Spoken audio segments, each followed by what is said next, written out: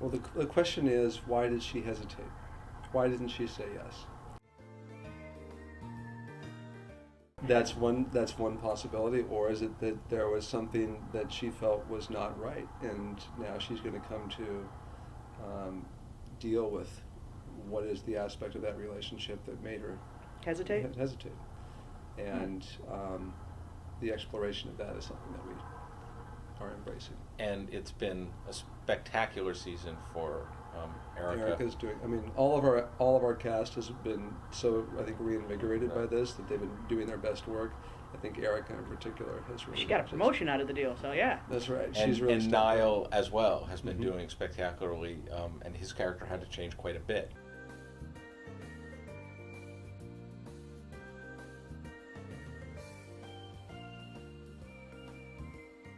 You know, when Jaime created the show, he set up the dynamic between the two of them, like you said, is great because you can I could always inside my own head make the argument like, oh, they should be together, and then would that really work out? I mean, look at she lives in this very rarefied world of the very intelligent, and he's a very down to earth guy, and yeah, on paper they like each other, there's chemistry, but would it really work out? And you can understand the hesitation, and so when things get in the way, you know, the way that Jaime set it up, it really works, because it would be tough to take that step. I think everybody who's on the show is a fan of the show as well, and we try to experience it as fans, and I would advise you to keep watching. I don't think you're going to be disappointed. We have no interest in stringing the audience along. We don't want to annoy anybody. Either the way that, believe it or not, as much as a show is sort of an evolving, creature unto itself, and you don't quite, you steer the direction of it, but it surprises you, and you sort of follow instincts as things come up, like we were saying with Joe and Zane. But the plan that was sort of laid out of a possible future for Carter and Allison in the season 1 finale, Once in a Lifetime, 4 years in the future, was something that we've been very careful to sort of move in steps toward a version of that future, and we've seen along the way pieces of it that have changed, right? Yes, there was Allison did end up getting pregnant, and didn't end up being Carter's child. He did end up being a paternal figure in a very different role than we saw in that particular future. Zoe did actually evolve to a point where she excelled in her scholastics, and now she's going off to Harvard. I mean, so we've chosen pieces of that future and have tried to hit those mile markers along the way. But mostly we wanted to earn the relationship between Carter and Allison, and we wanted it to feel organic. And I think many people have those unrequited relationships in their lives that for whatever reason timing didn't work out, and I'm glad that you feel like we've sort of organically managed to make that work. Colin and Sally are both spectacular actors, and bring a lot of layers to that kind of relationship that only a good actor can bring, that make it possible for you to realize that they mesh in some ways and don't mesh in other ways, and it makes it satisfying and frustrating at the same time. It's interesting. In terms of natural obstacles that come up, the truth is, we were in the middle of breaking the episodes for season 3 when Sally called me and said, "Are you sitting down?" I'm pregnant. And the direction that we were going to go in the back 10 episodes for that season completely changed because of that, because we decided to embrace the pregnancy. And we thought, all right, we can hide this, but if we're gonna, it never looks right, and it'll be distracting. And we thought, well, this is really interesting with, Stark's death, and then the discovery for her, just as there's like this sort of mourning period has gone by, and maybe there's the possibility for them to get together, that she discovers that she's pregnant with Stark's child, and how does Carter react to that? And it was really interesting, I think, to see the characters' relationship deepen as he stepped into that role of, well, I'm going to be here for you as a friend, and whatever you need. And obviously there's this sort of underlying romance that is under the surface that you want to happen. When she gives birth in episode 16, and they have that moment, and they're stuck down there together, and she says, this isn't how I pictured things going for us, and it's like bad timing. But there was such a nice affection between the two Right. of them. I mean, it just really felt honest. And I think, but because of all of those things now, where they are literally 4 seasons later, it's open to that possibility again.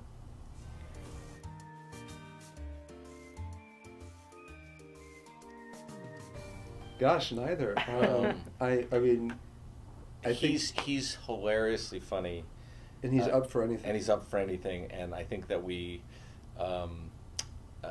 laugh when he's does naked things, and so we continue to do them. It's just like destroying Carter's Jeep. And Neil, who plays Fargo, is just he's spot on in terms of the tone of his humor, and that just although it is a pleasure to watch him walk around naked. He is a very attractive man. Don't think we haven't noticed Neil. Yeah, I think that part of it is because you discover a funny moment that you want to do. And like for us, And nothing makes it funnier than to just add a little and naked in someone's there. naked.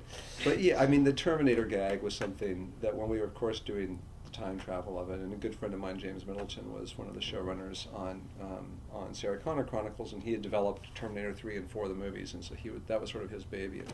And it was a little bit of a nod to him in that show, obviously, since we're in the same kind of Sci-fi universe. sci-fi world, and that particular kind of storyline. But you know, there's nothing funnier than shooting at 4 a.m. and it's 40 degrees outside, and you've built this camp and it's raining.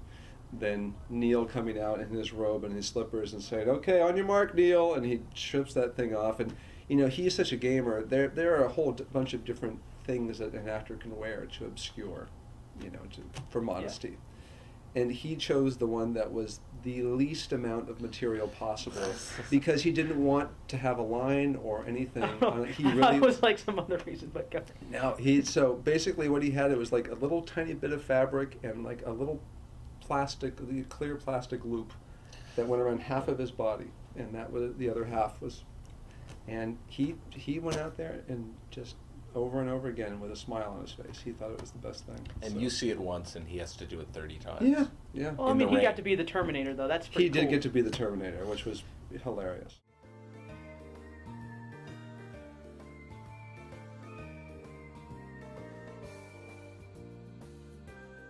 I've modeled him after me. Smarmy and self-serving. You know, I think that we all just loved James as an actor. I mean, his talent is just so fantastic. And a Battlestar, but beyond Battlestar. I mean, he's just been in everything we've seen him, and he's just spectacular and different, and he's a treasure. So when we were creating the character, you know, that we sort of had a Cary Grant kind of figure in mind, and we looked at a lot of different people who came in, but when his name came up, it was, I think, the one that we just all said, "Oh, that's the one," you know. And we had lunch with him, and we talked to him about what we wanted the character to be, but and he wanted to make sure that he felt, you know, he understood what we were hoping for. And mostly we just said we wanted him to bring himself into it and create a character that would resonate with everybody. But we didn't. We gave him an archetype and the words. And he turned it into a person. Turn it into a real 3-dimensional character. And it's a complicated character. Here's a guy who's like you said, he has an outsized ego, but he's a man out of time. But he's also a man who always wanted to kind of see the future. With the flying cars. With the flying cars. So it isn't really the future he wanted. And then as we go through, we peel back more layers to him. But I think that he's uniquely qualified to be someone who's moved into the future, because he's certainly, his brain has been in the future for a long time. But he's still a man out of time, and he's a man completely alone. Doesn't have any of his friends or family around. And there's that discovery that happens. I mean, it's kind of sad. You'll see this week's episode is there are a lot of seismic revelations again this week.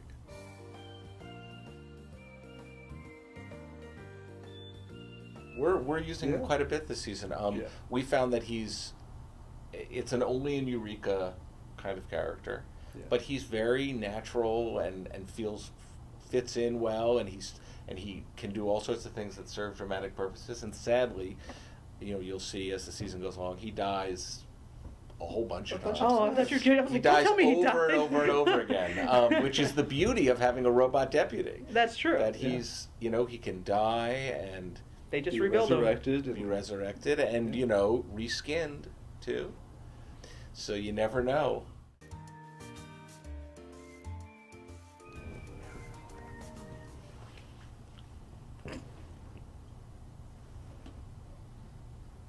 I think that Don't get married to the name Eureka. No. That's right. Something's going to change.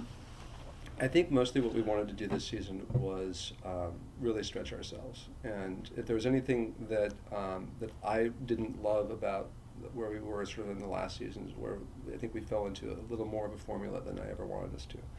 And if we're going to be doing, an homage to a particular kind of episode this week, we're sort of doing a little homage to 28 Days Later. Oh, zombies. Wanted to embrace it and go for it. I mean, really push ourselves, not be afraid to do different visual styles, different camera movements, different, just really coloring us let the story kind of sort of guide dictate, it. and to have ramifications to each episode that carry on for our characters. And I think that was a big part of the reset, was that we didn't just want to come back and at the end of one or two episodes go, oh, we can undo it all and we're just back to normal and here we go again. So don't get your hopes up. It's going to be it's going to be a journey this season. It's an amazing season. The staff has been amazing. They've delivered great. Every episode is cool and amazing in its own right. But I think ramifications are that things that happen change stuff, and they continue to change stuff moving forward. It's, Carter and Allison kissed each other in 1947. So, 73 years later? 63 years later. 63 years later, the repercussions of that are going to play out through the season. Because when the network asked us what we were going to do this season, and we told them, and then sort of the end of our pitch was, it's same town, big changes. Yeah. And that's going to play out. There will be darker mysteries that we've had in seasons past that sort of disappeared that will start to resurface. There will be longer arcs and mini arcs, and there will be lots of guest stars. Will Wheaton is coming up this week. It's fantastic. Jaime Kennedy is coming to play with us. We're going to have other big cast surprises coming up, and one that we are hopefully going to be announcing at Comic-Con. So it's look out, coming for you. But moving forward, I just would say you don't want to miss the episodes this year, especially if you've seen the first two, because we went for it after that. It's once you get kind of, the cast has been spectacular, and once they decided to really bring it and showed us how amazing the character changes could be, it's been a spectacular year. I think, and all the technical stuff. If you saw the special effects, especially Tiny in the second episode, of that robot walking down the street, which is a complete visual effect. I think that one of the things that was great about the reset, it was just like anything's possible, and that's what we get to do. And anything happens, and more. Anything happens. But it gets. But I think for what we're trying to do is reward viewers that have been watching consistently, and also just really, really excite viewers who are new.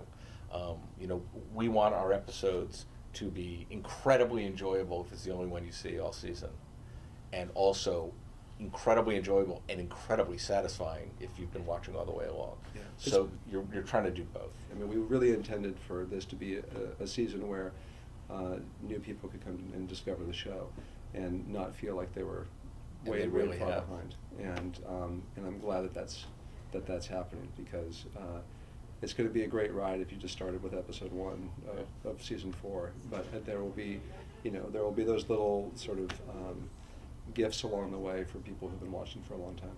Keep watching.